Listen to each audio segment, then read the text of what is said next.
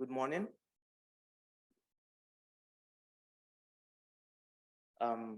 First of all, Sylvie, that was really amazing. And I like the way you started your presentation by taking time to give us a sense of your own personal history, which is what I think in this whole idea of, let's say, emancipation, of going beyond the limits that's been set for people like Africans, and that's important to start from that place of personal history, because if we understand how skewed collective history and those who wrote it, you realize that in our time, especially in our time, it's important. And I say in our time in the sense of this is the beginning of a century. We are in the third decade of a century, and this century is an important marker. If you look at how other centuries has played out, the 21st century is an important marker. It's a century of healing, it's a century of reparation. What is in contestation is that reparation, that recreation of the human being, of the concept, the very concept of the human being. So what Steve is speaking to is that.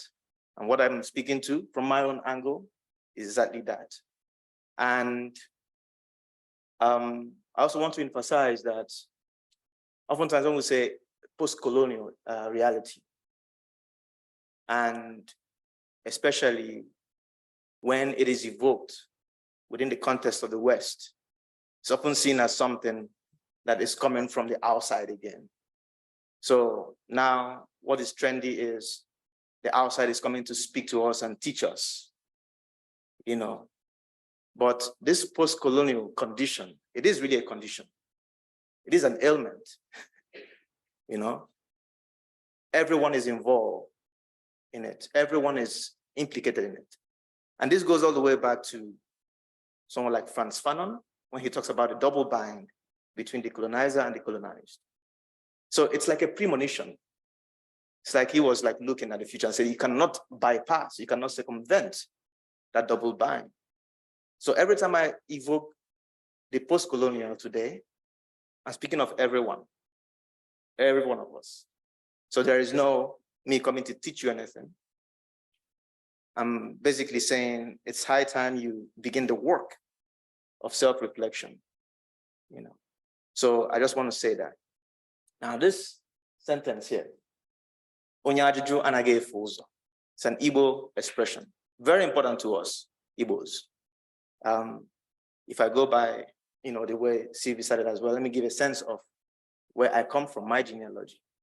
I'm Igbo from the east of Nigeria, not so far from Cameroon, for which sometimes people from Baminda are called Nigerians when they want to be insulted, of course.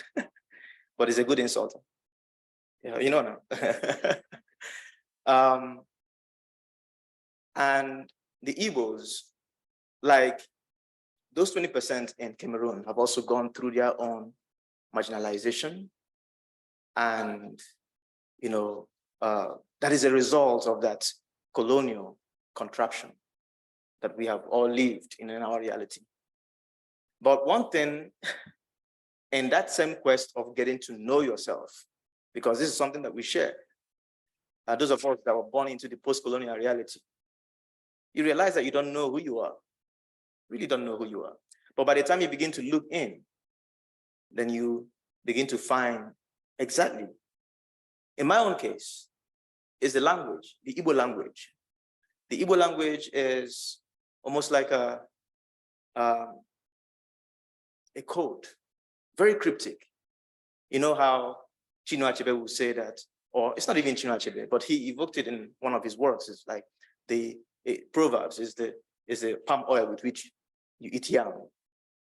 And that's because the Igbo language is riddled and it's graceful through Proverbs.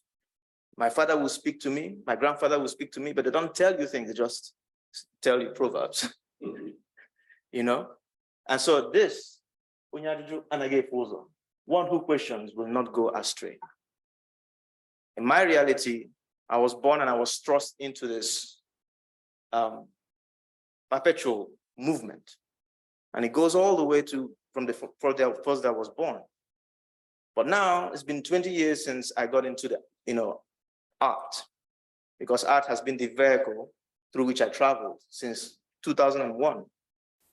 So these days I've been going back and processing all of those, years, and say, why is it that, I've been this person who's traveled many countries of the world? What is it? And I find the answer in such sentences. So to question, this kind of questioning is not the one that is reducible to the quest for an answer, but rather it's a process of self-orientation, constant questioning as you move. And if you add to the fact that we Igbos, we have something that we call the chi, our personal God. But that personal God is not a God that you worship. It is you. Because we say, Onyekwe, Chiya Ekwe, which means if you say yes, your personal God says yes. So that personal God is you, but it's also your sense of navigation in the world. It's what carries you around in the world. So much that who you are is actually how you move in the world. And that brings me to my presentation about my projects. It's not moving. Am I doing something wrong?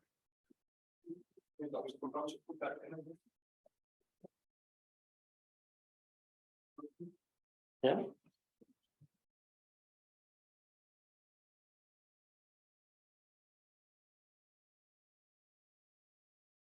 But can I do manually? Kann etwas damit zu tun haben, dass wir in der Bildschirmteilung sind? Eigentlich nicht, ne? Otherwise, we can leave the full screen and then nothing is working. Noch gar nichts mehr? Ah, genau. Bitte größer.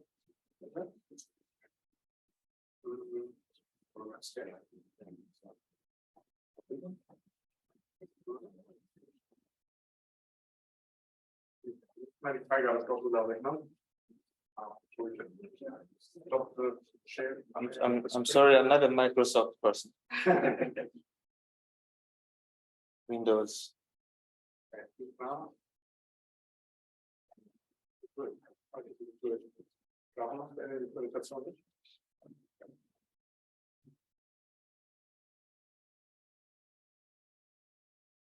Okay, so if it's going to be a hassle, we're going to as well just.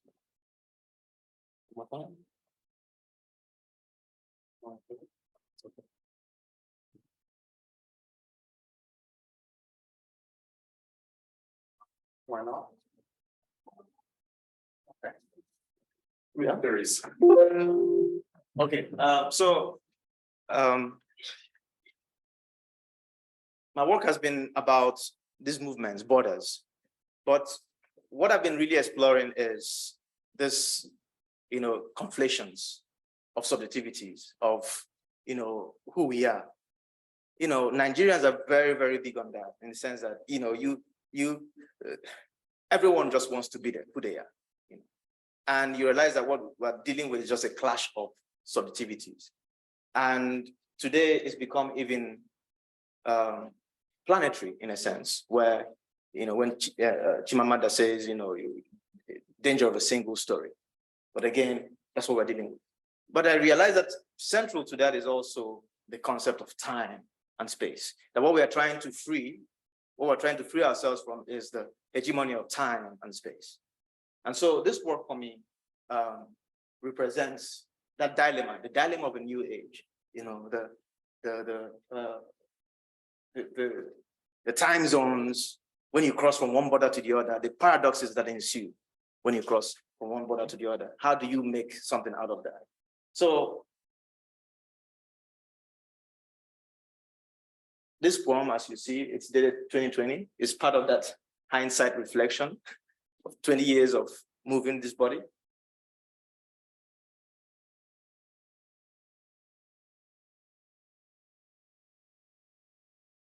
Now, much of my thinking is grounded in the work of Frantz Fanon, or taps from the work of Frantz Fanon, but also Edward Glisson. And then you also have someone like Achille Mbembe. And so many years later, after that photograph that I showed you, I came across this text where Achille Mbembe is basically rereading Frantz Fanon. And you notice where he talks about the first historical event being time itself, the creation of time. And I like to think all the way to that, to avoid all the little patchworks of reparations that we're doing, to get to the ontology of it, is to think of time. Why do we work? Why are we efficient? Why are we productive? All of those things. It's because we have to fit into a certain kind of construct time. That's the only reason why you want to wake up early and go to bed late. And yesterday was referenced in that performance. Time works differently for people. But if we live in a world where that is acknowledged, then productivity will look different as well. Efficiency will look different. So I'm very much interested in this, the place of time and how we understand the subjectivity, our agency within the construct of our time, the making of our own time as a decolonial strategy.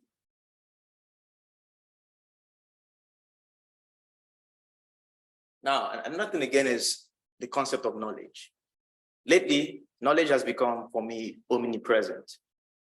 Because one of the greatest lies being told to us is that when you go to school, and for us who are, post-colonial subjects, you have to, I remember where you were drilled to speak good English.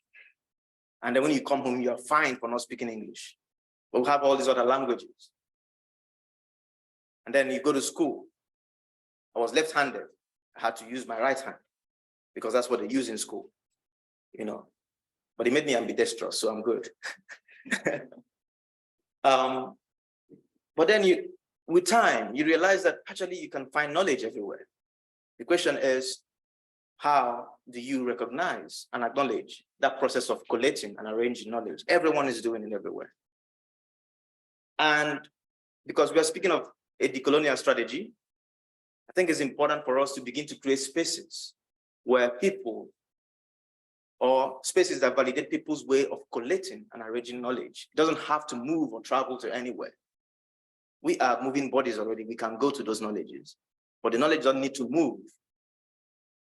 It can actually be localized, but it should be recognized for something as something that has value, that has legitimacy. But following that, I love this idea of Edward Glisson talking about knowledge not as something that guarantees concrete means of action, but rather that allows us to understand the processes. And the emphasis is the processes of our making. Why do you make something? Why? Why do you have to make anything? Why do you have to be who you are? I'm very much interested in that. In the classroom at Okereke in Berlin and places I teach, that's the first place I start with the students. I say, why do you make art? And then you realize that they don't even know why, because nobody asked. But that is the central question to one's agency and subjectivity. Why? And no one should be denied the process of that why. No one. So because of all of this, what has become recurrent in my work is the idea of the body, and to give it agency, or as Achille Mbembe will say as well, how do we go about freeing our body, or making, or going away from the idea that our body is a prison or a cage? How do you embody your own body? How do you move with your own body? How are you always moving with your own body? So I'm very much preoccupied with that. And that led me to Invisible Borders, this project, the Invisible Borders Trans-African Project. In 2009, I came together with a group of friends and colleagues in Nigeria, photographers, writers, filmmakers. And we said, well, you can't talk about the African continent without knowing your own continent. And the first truth we had to tell ourselves that we don't know our continent. But you know what's beautiful about it? We actually have the agency to know it. We can move in it in a way that no one else can move in it. So we are actually the only ones holding ourselves back. So we decided to do this project where every year we come together, we get into the van, we travel by road, we cross borders. This is Yaoundé. And since then, we've traveled across, say, 30 to 40 African countries. We've done a road trip from Lagos in Nigeria to Sarajevo in Bosnia and Herzegovina, spending 4.5 months on the road. But what has been leading the project right from the first one, right from the first edition, which was from Lagos to Bamako, is the actual experience of being on the road. It has a force, it has an energy, it has a spirit, because these are roads that people have crossed over and over. Time passed. So there's something about getting onto that road and just keep driving and discovering the expanse of the African continent. It humbles you, but at the same time, it frustrates you. But then in between all of that, you find all of these man-made absurdities that we call borders. But then that's also where you find human ingenuity, where people are wearing different hats. One time they are border officials, on the other time they are just human beings who just wants to, who show hospitality in different ways. And this project has allowed us to have a glimpse of Africa in a way that's not been told to us in any way. Anyway, so the narrative of Africa is not an abstract thing. You just have to go to it. You just have to embed yourself where it is happening. When you travel in all those, villages and all these places that people don't go to because, it's far from the airport, you realize that it's not a question of what is traditional or what is modern. That again is this linear construct of time that does a lot of disservice to the narrative of the African continent. Because you go and you see people still practicing, retaining many, many centuries of customs and traditions. And they carry it along, and they are not making a big deal out of it. It's only when you find the tourists or the researchers with their cameras, that's when it becomes an event. But before that, it's just living, the everydayness. And we're very much attracted to that everydayness, because we never see that everydayness in the way Africa is talked about. Nowhere. Not in the media, not in the academia. We don't see that everydayness, that beauty of naturalness, that people just wake up in the morning and just do their thing. What we see are wars, starvation, and blah, blah, blah. I don't even want to give energy to that now. But what happened with the Invisible Borders project is that we saw possibilities, things that we don't know, and actual knowledge that we want to encounter ourselves, that made us feel like, yes, this is worth knowing. And then we opened up the project. And since then, there's been up to 70 artists who's passed through it. So what you're seeing now is artists from different editions of the project. And when they come, they write, they photograph, they film. And because you're on the road, you are writing with that immediacy, you are photographing with that urgency, you are filming, everything is visceral. It's your body. And then it has also informed the aesthetics of the work that comes out of such endeavors. We started playing around, how do we narrate? How do we tell? We even moved away from the idea that we are storytellers, but rather, we are the story. We are the story. The telling in and of itself will happen naturally as long as we have created spaces for the manifestation of those stories.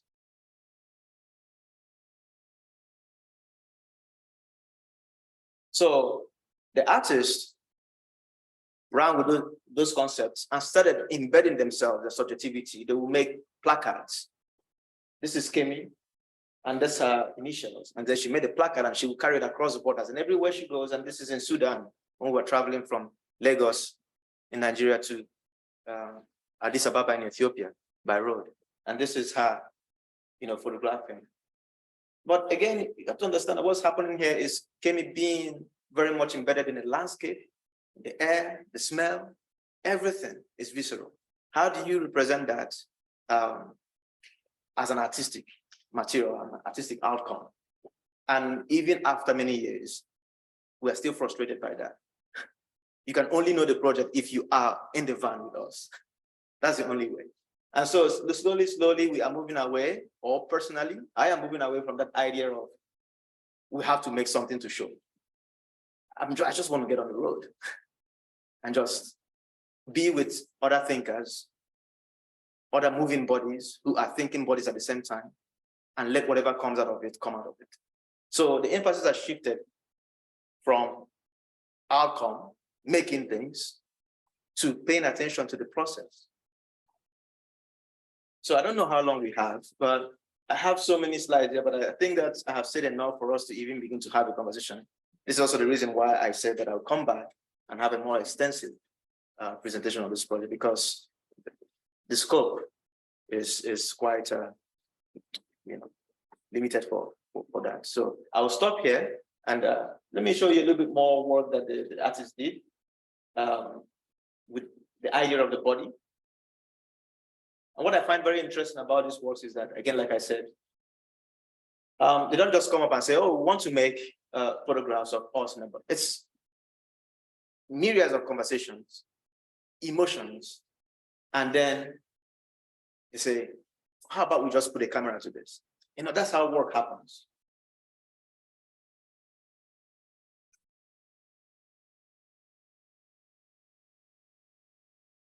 So again, the first aesthetics of the project is this idea of the performance of the body. And so you see that the people that you're seeing in this works are actually the artists themselves working. This is Emmanuel Iduma, who is a writer today and doing very well. And we collaborate with each other. We involve each other's bodies and create works out of that. But again, the writer goes and writes about it, and then the filmmaker is filming the process. All of it is intertwined. And you will find all of this process if you go, check out Invisible Borders online on our website. And there is a very, very good documentary film that was made by Al Jazeera on the project that gives you a sense of how we are on the road. So that will help you understand the project more better. Thank you.